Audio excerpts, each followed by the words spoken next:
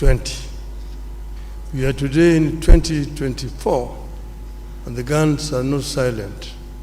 They're very loud, roaring all over the continent.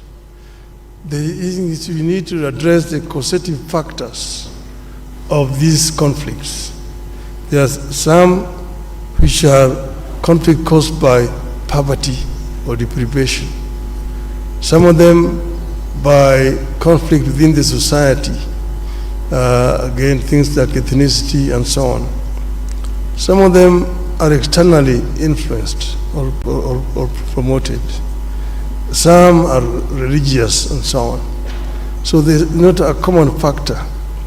But what you need to do is to address the causative factors which could translate into these conflicts throughout the continent. And this is what I will do myself. First, as you know that our African countries are not at the same levels of development.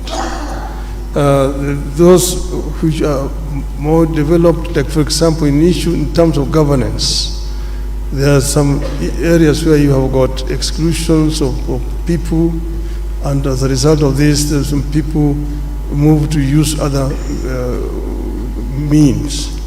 We need to find a way of creating an environment for dialogue within our societies so that we can be able to prevent these differences, conflict ending up into violent confrontation between the various groups.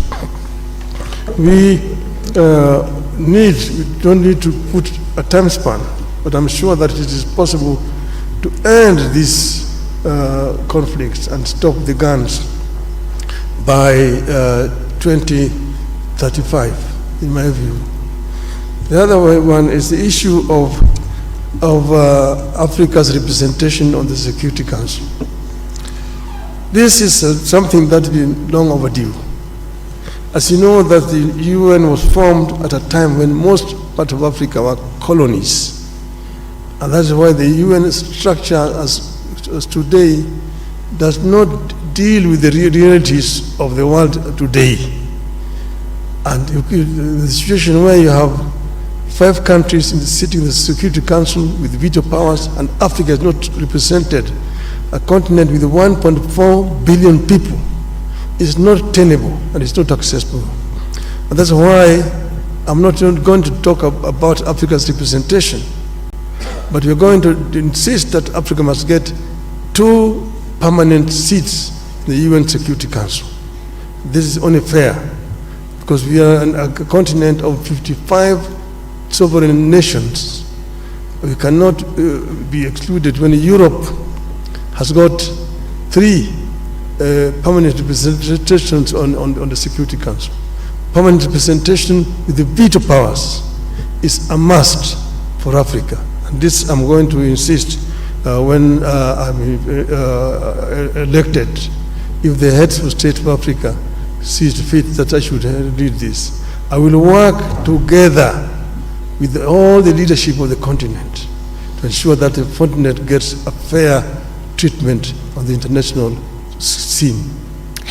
Thank you so much, Excellency. Candidate from Kenya. Et maintenant, mesdames et messieurs. Now, ladies and gentlemen, the response from His Excellency, the candidate from Djibouti, His Excellency Mahmoud Ali Youssouf. Silencing the Guns is a flagship program, one of the 15 that our leaders have endorsed years ago. And then they put a number of mechanisms and structure around this flagship program so that peace becomes a reality on our continent. The first structure is the African Peace and Security Architecture. And then we have the strategy that we all know, Silencing the Guns. And to support this strategy, the African Union put in place a number of mechanisms. One of them is the Peace and Security Council. The other one is the Committee of Elders, the Committee of Chief of Staff. We have the Peace Fund, and we can rely on every kind of mechanism. So why is peace is not, let's say, a reality on the ground on our continent? There are a number of reasons. One of them is the political will of countries. We have to be outspoken and frank.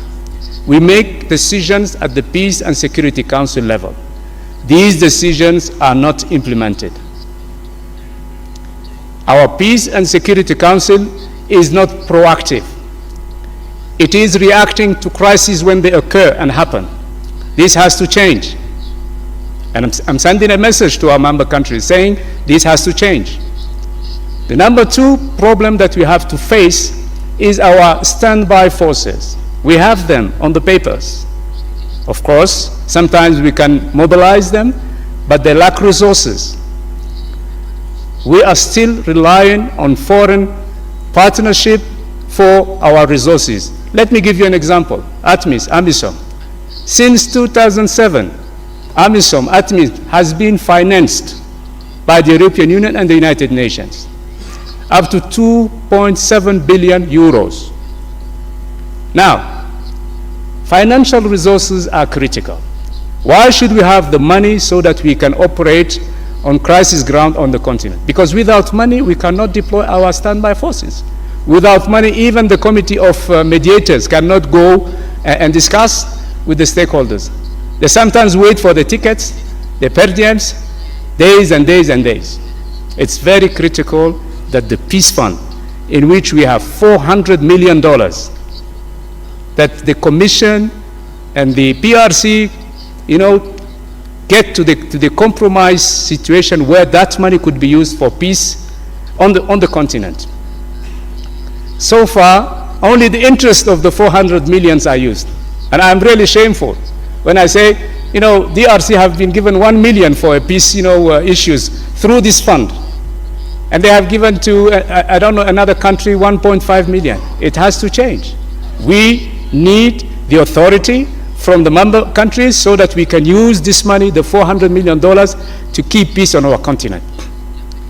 There are so many other bottlenecks that needs to be handled very quickly. But money is one of them. The Peace and Security Council mission is the second problem.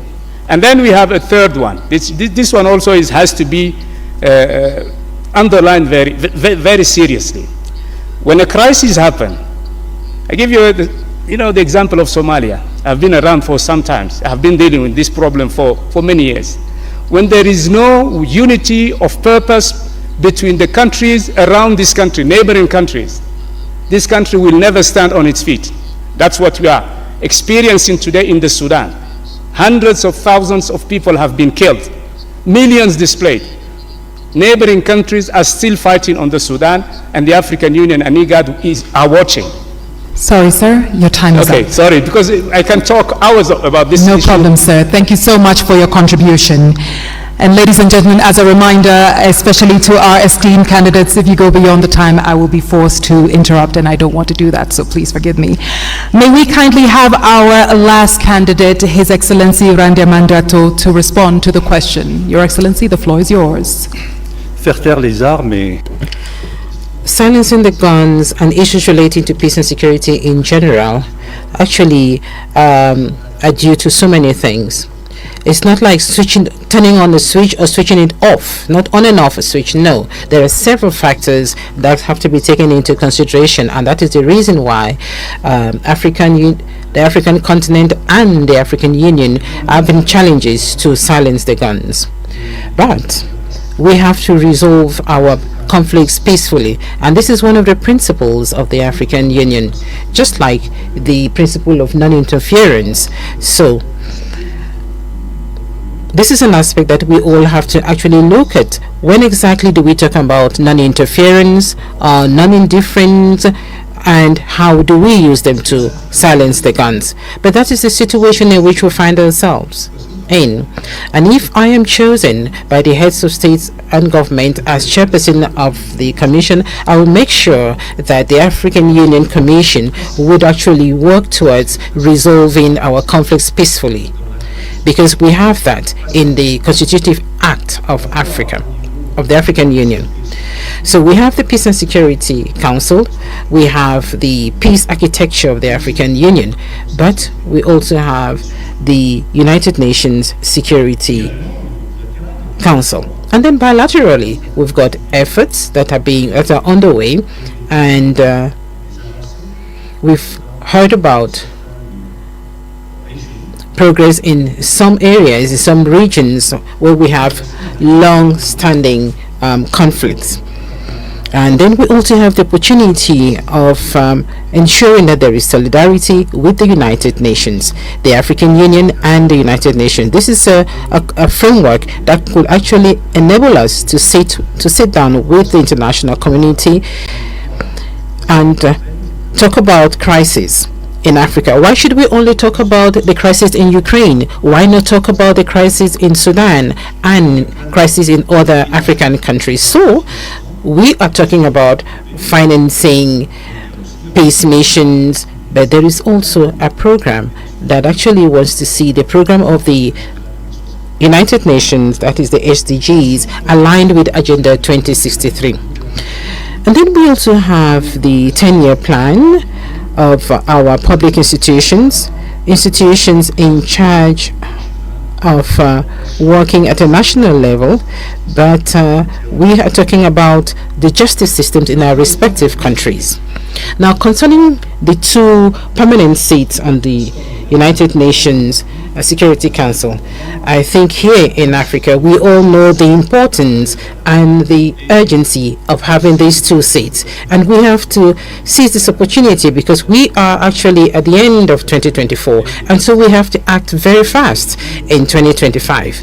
And this should be the mantra of the African Union in 2025. And so of course we have to make sure that we can actually speak with one voice on the choice of who will represent Africa on the United Nations Security Council. It's not going to be easy.